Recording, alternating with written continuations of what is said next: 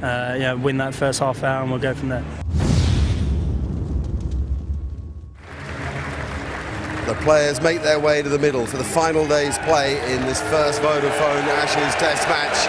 A huge roar for Jonathan Trott and Alistair Cook. The Aussies are out there. England lead by 88. I've still got Shane Warne and Mark Taylor alongside me. We're the Gabba here. You're at the Gabba, but you've got a lot of bombs, I can tell you that.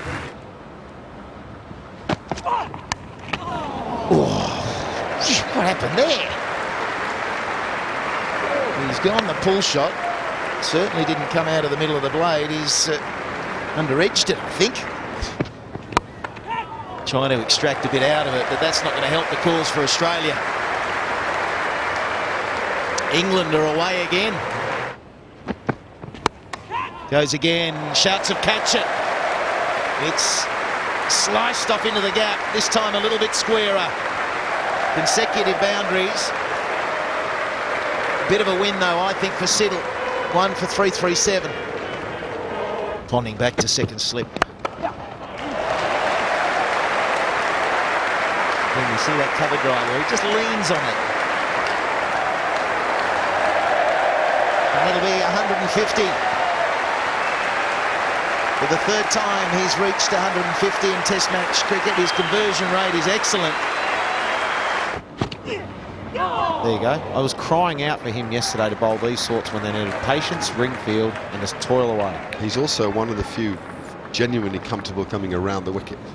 There's no doubt that both Cook and Strauss, there's one of those cracks we're talking about first up this morning.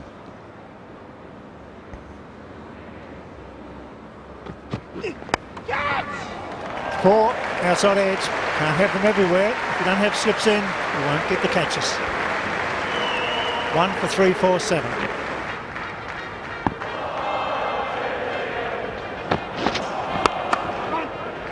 That's 4 more. Perfect off drive.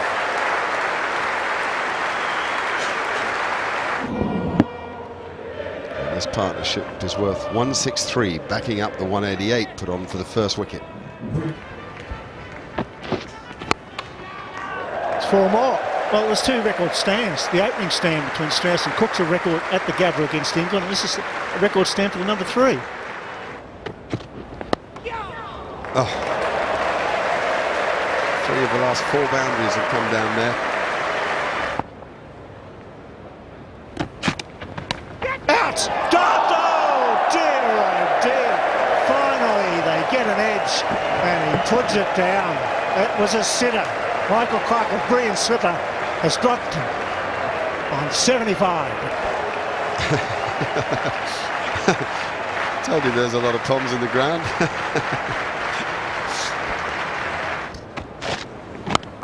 Oh, great shot. Magnificent square drive. A ripper.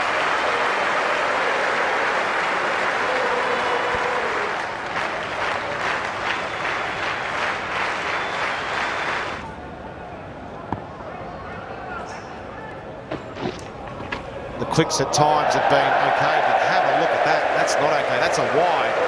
4 of the very best, widest wides you've seen. Brad Haddon couldn't even get a dive in, it was that wide. Wow. Don't think it hit a crack. Another look at that. Round the wicket he goes. Where's the pitch? Oh no, that's one of the worst I've ever seen. That's a shocker. That was Steve Harmison a couple of years, 4 years ago, wasn't it? And if your question was quite timely, Mark, is Mitchell Johnson a problem? If he's bowling them. That beats Hussey. Boy scored some runs through that backward point area. Another boundary to Cook.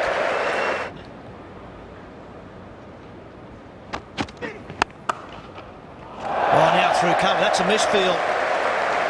And that brings Alistair Cook to his highest Test score. Dare I say the legs are falling off? Don't often see Australians misfield like that. He's got that away behind point. That'll be 4. Very short boundary down there. Yes, he's accumulating runs nicely now. He's a good timer of the ball, isn't he? He didn't really look as if he was hitting that very hard. It was a little offline. He was giving him a bit too much room. It was a bit short as well. Just backward of point. Doherty needs to be the one to get the breakthrough. Oh, that's subtle. Trot's in pretty good touch.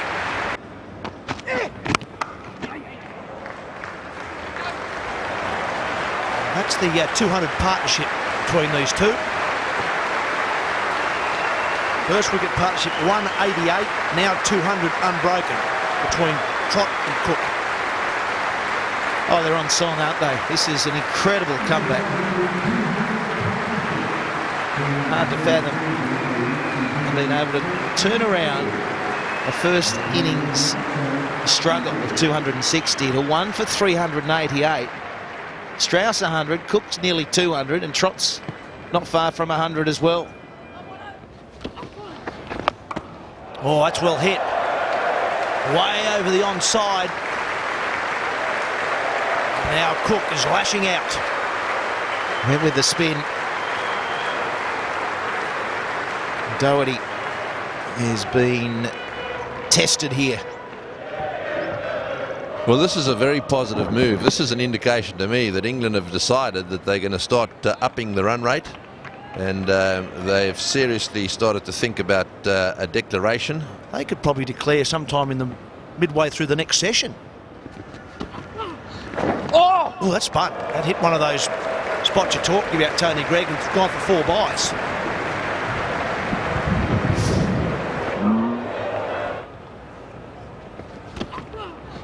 Oh! And again.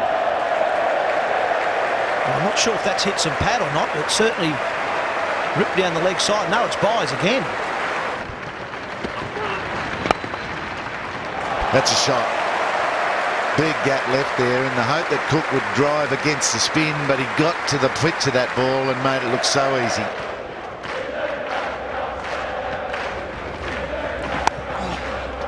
And the confidence in the batting order must be sky high. There's a 4 for Cook to go to 194. Can they, you know, on the other foot, the shoes on the other foot, maybe England might struggle to get Australia out at times too this series. It's going to be a mouth-watering contest right the way through. Up it goes again. It's full toss. He just couldn't get it to land where he needed it. It's a 4.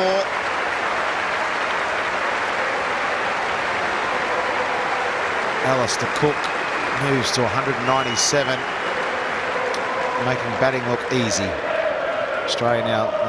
England now go on a 207-run lead.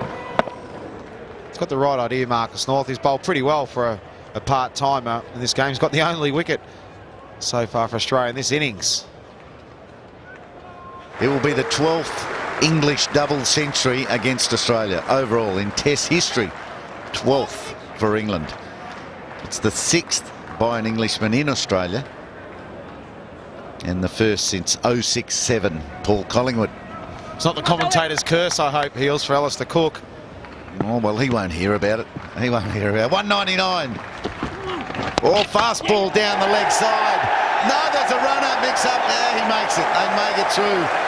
And Alistair Cook, raise your bat proudly. You've done your country proud.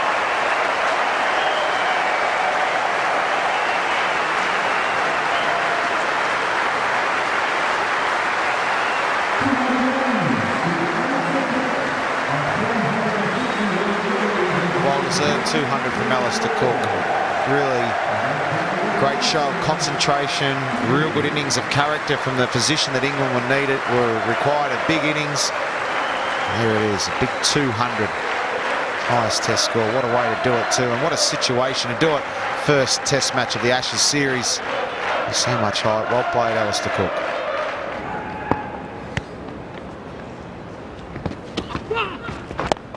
That's worked. Out of the back foot, into mid-wicket. Push, push, push. Hussey's pushing for the fielding, but Trot gets there. What a lunch break these two are going to have.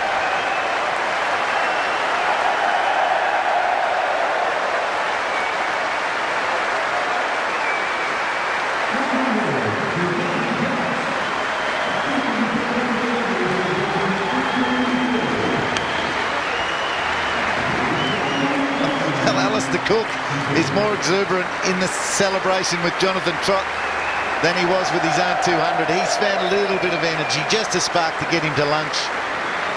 And the relentless nature of this English batting continues. It's out. Is it? No, didn't carry to Ricky Ponting. It did carry. This is an umpire referral, not a player referral, so it's not part of the DRS.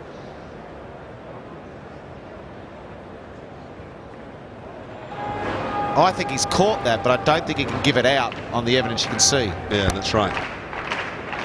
Years gone by, I just would have been, did you catch that, mate? Yep, off you go. Yeah, and Ricky's been one who said that should be the case. So to defend Ricky on this, he's been quite strong about it, and he hasn't been backed by other international captains. Ricky said for a long time, why don't we all play that way?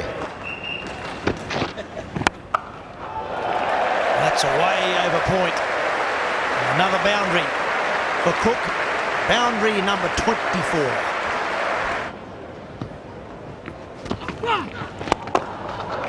Oh, it's a good shot, that. Oh. Used his feet beautifully and hammered it back past the ball. Wonderful shot. This is a very confident Alistair Cook. Have a look at this, 218 he's got. Down the wheel he comes. The ball pitches just wide of the rough and just wide of that crack. Confident as you can imagine. Lovely shot. What about that picture from the stump camera down the other end? Same gap, different batsman, same result.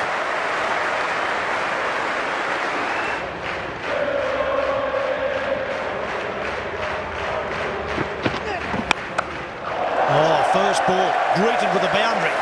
Take that, Shane Watson. He still looks fresh, this bloke. He's been out there for days.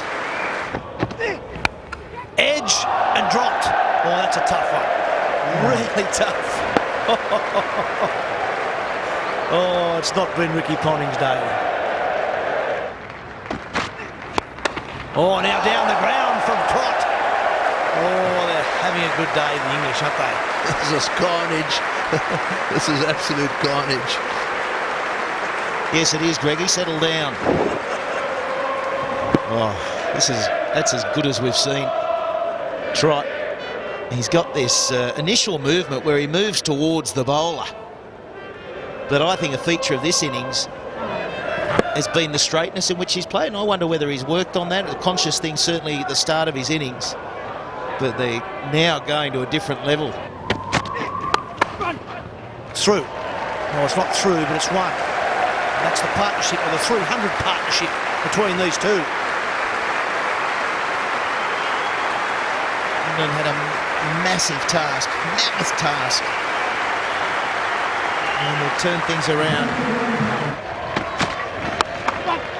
That's a magnificent drive again. I tell you what, the feature of his driving through the offside has been his placement.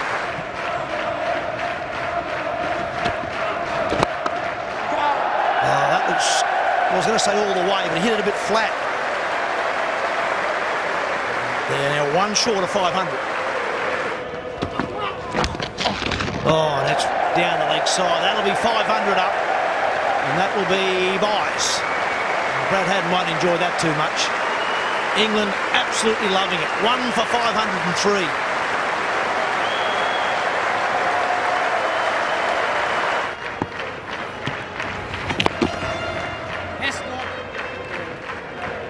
One for 517, and Andrew Strauss is declared. Well, I think this is a good move from Andrew Strauss. Yes, great effort by Alistair Cook and Jonathan Trott. Sensational partnership at 329. So Andrew Strauss finally puts the Aussies out of their misery. What an unbelievable scorecard. 1 for 517 and a lead of nearly 300. It's been a long, hard slog for the Aussie bowlers. Marcus North, the only wicket taker. Although a draw is the most likely result with only 41 overs remaining, both sides will be keen to finish on a high with the second test starting in just a few days.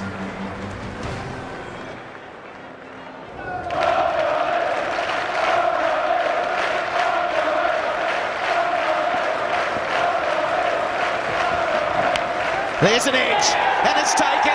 It's secure at first slip. An Aussie wicket goes down. It's a prod just outside the off stump. It was another short one. Yeah, very good bowling.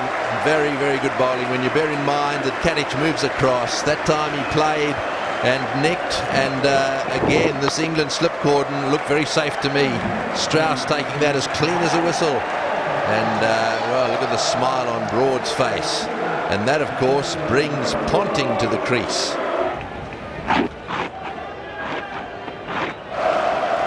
Here we go. There's the bouncer. That was an effort bouncer. There's a good area from James Anderson, and it's good running as well. And it'll be 5 to Ricky Ponting. It was a pretty ordinary throw from Kevin Peterson. Just watch this pickup and how wide it was of the stumps. I mean, even if you are backing up, the umpire was lucky not to get nailed by that one.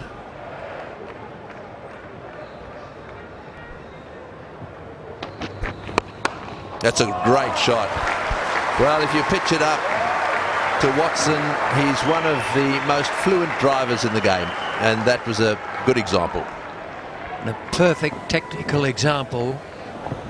Forward swing, and as we pointed out the other day, keeps his eyes looking where the ball used to be once he's hit it. No looking up or anything like that. Real confidence coming from a couple of cameos. Oh, just a little bit of a ding-dong there between Anderson and Watson. And the umpire just having a little word with Anderson.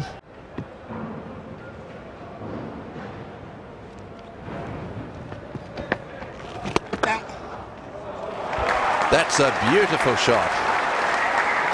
Well, he pushed Peterson back a little bit, but Ponting eased into that one. Mind you, a rank off volley.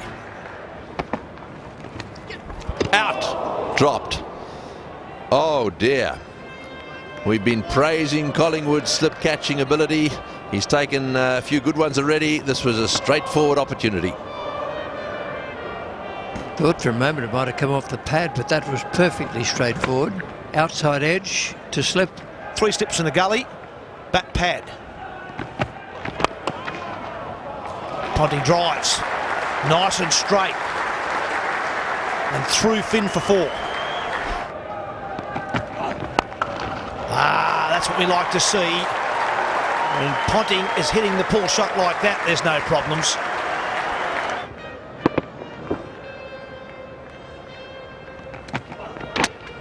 Oh, now he's hit him. After playing a nice one, he's struck with the next one. Whoa. Oh, Ponting. Oh, he's hit that cleanly. And for 6. Nice controlled pull shot. Oh, he's found a gap. Well, the gap between those two men down there was nothing more than 15 metres. And that was right in the middle. Now Watson. Wasn't that short, that one. He's hit it way in front of square. There's a man out that way who didn't see it at all. Just works it around. Ponting's away in the Vodafone Ashes series. Very important 50 for Ricky Ponting. He's had a tough time in the field. 1 for 517 England today. Makes a 50 not out so far. The old one-stepper. It's interesting. Something could happen here. This could be the end of the day's play, but it's not. They've called for a drink. That's the start. Possibly the players could call it quits, and they have. Ricky Ponting signals with his handshake of Peterson that the Vodafone First Ashes test is finished. So what a match. Who would have thought a draw after England were bowled out for 260 on the first day? Unbelievable, really. Well, it's been a fantastic 5 days, hasn't it? When England bowled out for 260, Australia lead at 220. You'd think Australia would go on and win the game, but England fought back well. They played extremely well. Lots of shaking hands and saying well played. England are going to come away with it with a lot of momentum. First to our player of the match, as announced by Vodafone, that award for his excellent play throughout the game. He's been on the field, would you believe it, for 28 hours of the match, goes to Alistair Cook.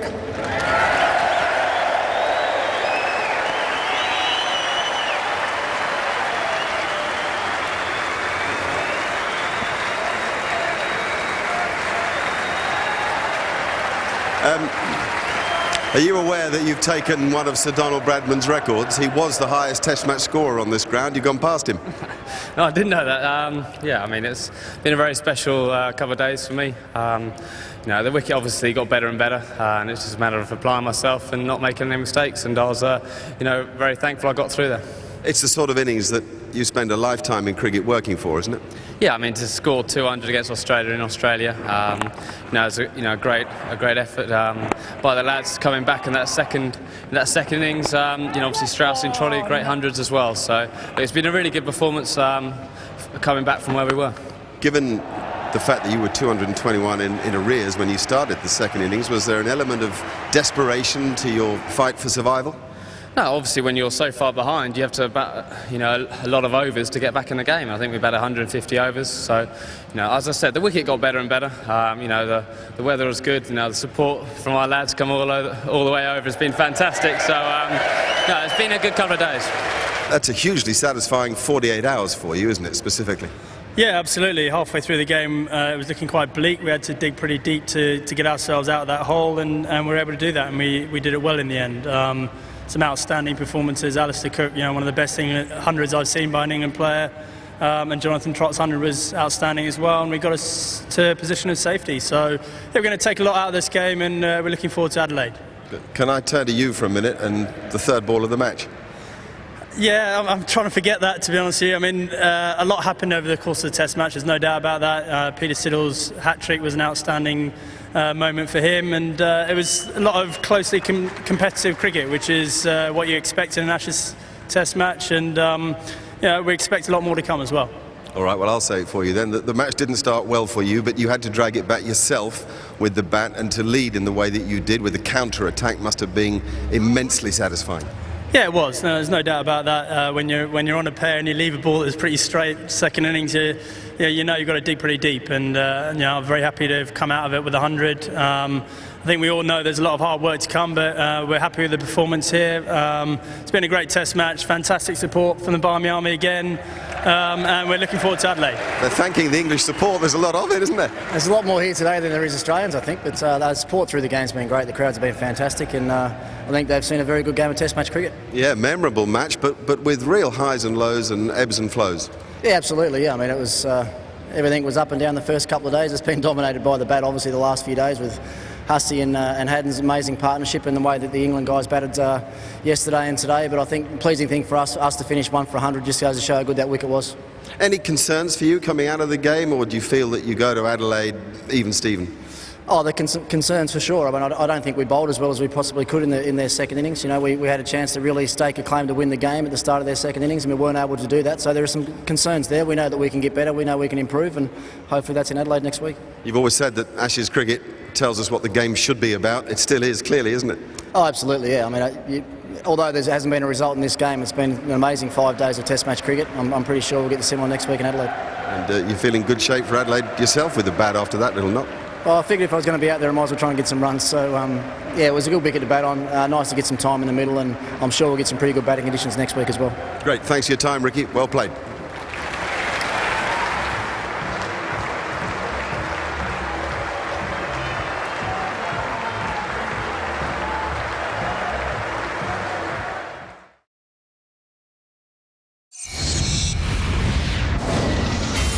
This has been another presentation from Nine's Wide World of Sports.